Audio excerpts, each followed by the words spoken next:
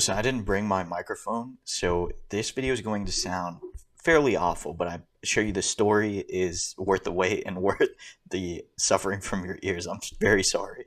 So my run at Texas Showdown is over. On paper, it says I went 4-2. In actuality, I went 2-2.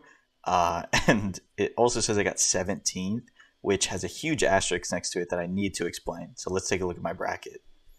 And unfortunately, I have zero footage of any of my matches. I didn't get to play on stream at all, and all of these are pools matches, so nobody was really recording them. This is my pool. This entire section right here, so everybody who was seated, Infiltration, Mr. C, and Asphyxiation, were all DQs. So essentially, everybody here got a bye, and we played our match. So I actually did play this match and win. Then I got to skip this one. I got to skip this one and I immediately got put into winners finals. So if I won two matches, I got put in winners semis, which is top 48 winner side, and you can see I am not at this level, dude. Look at the names in here. We've got Mono, we've got Punk, we've got Shine, Just a Kid, but like these are top level players, and then there's just me, little me right here. And so if you want to talk about imposter syndrome, imagine being somebody who's peaked at like Diamond online, showing up, winning two games, and now you're in top 48 of a big-ass tournament with some of the biggest names like that showed up, right? And some of the biggest names in the game, right? Punk and Mono. So I truly, the first day was fine. Like I was happy with it. People are saying, oh, we take that. And to me, I didn't really feel like that. I was kind of disappointed that I didn't get to play against like Infiltration or Mr. C. Mr. C is one of my friends. I met him a long time ago in Houston. I haven't gotten to see him in a long time. So I was pretty disappointed he wasn't able to show up. But the thing is, if you registered in 2020 and you didn't get a refund, they just rolled you over to 2022. So that's why there were so many DQs, which I did not know until after my pool. So that's why I ended up here. And I just didn't really feel like I belonged here. I didn't feel like I really earned it. But nonetheless, all I could do is show up and play the game. The one thing I say I think that I did really well was keep my composure. Like mentally, I felt like emotions or like feelings were definitely before the match. They were for before the match and after the match. But during the match, I just was telling myself like anytime I get upset or anytime something would happen, I would say there's no time to feel, and that worked for me like extremely well. Like I was able to focus and really get into that flow state. I felt like it didn't really help me in this part. I don't think anything could have helped me beat these guys. Right? Like I lost to Doc again. And that put me, it's ridiculous. It put me all the way like over here, and I played against Rodney, and Rodney just fucking destroyed me. You could tell. I mean, I just wasn't at the same level, and there's a bunch of reasons for that.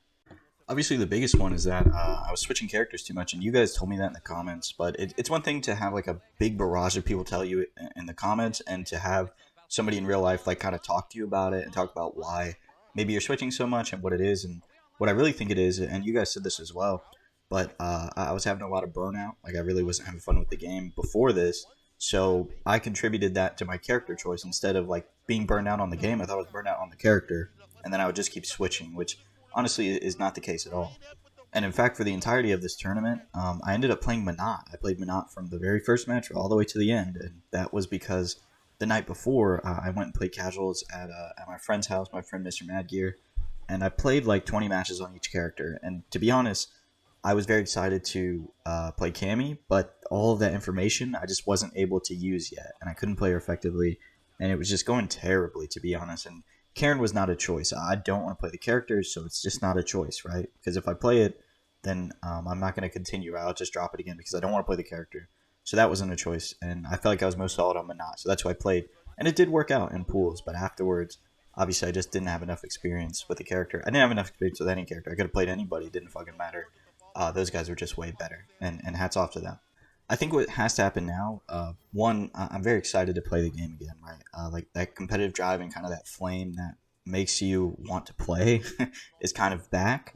But I think it's time to just take a few days off. I might not play until I get back to my apartment, or if I do, I'll just play like with some friends or something.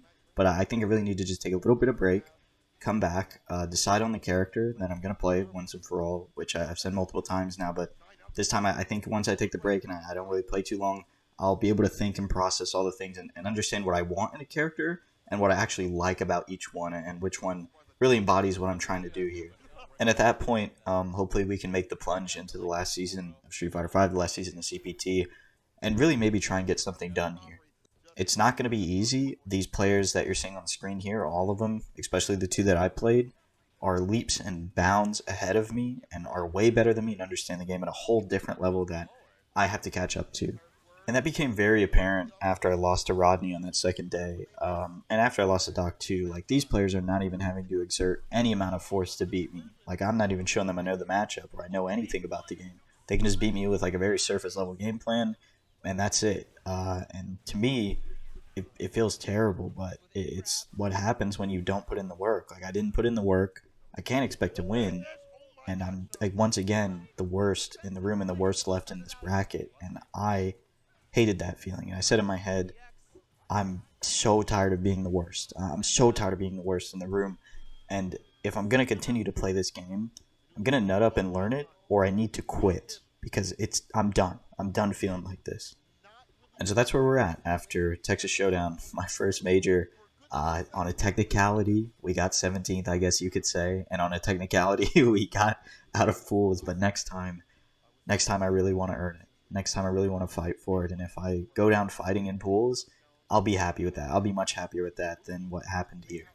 As for everybody who like met me there, I know there was a few of you guys. I think there was two or three of you. Leave a comment down below if you got this far, and I'll leave a little heart on it. But thanks for coming up. Thanks for watching the videos and for the encouraging words. The social aspect of the major was of like majors, I guess in general, are like a big drawing point to me. So this one was great. I hung out with all the people that I met online. I hung out with Broly and Juices, and I met Kizzy. I met Brian F. Brian F. actually recognized me, which is really surreal to think about, but it was really cool to see. It's really cool to just see all those people in one space and get to talk to them and interact with them, and for them to be so approachable, right? Because we're all sort of in the same space, talking about the same stuff, playing the same games. So that part of it was amazing, and I would go back to a major just to even spectate, if anything. It's just a great environment. But yeah, that's it. Sorry I didn't get any gameplay. I didn't have anybody to record for me. Or I didn't have a film crew like Broly did. And I don't. They were filming something for him. He had like a whole camera crew with him at one point, but I didn't have anybody to record. I didn't ask anybody, and I didn't even think about it. I was really focused on the game. I'll try to get that next time I go to a local, or next time I'll probably go to a major. Bringing a camera to a local is a little weird for me, but going to a major, there's a bunch of them around, there's a bunch of people, so it's okay. But yeah, anyways, I'll talk to you guys very soon. Back at the apartment probably, and the sound quality will be a lot better, obviously. Thanks so much for watching.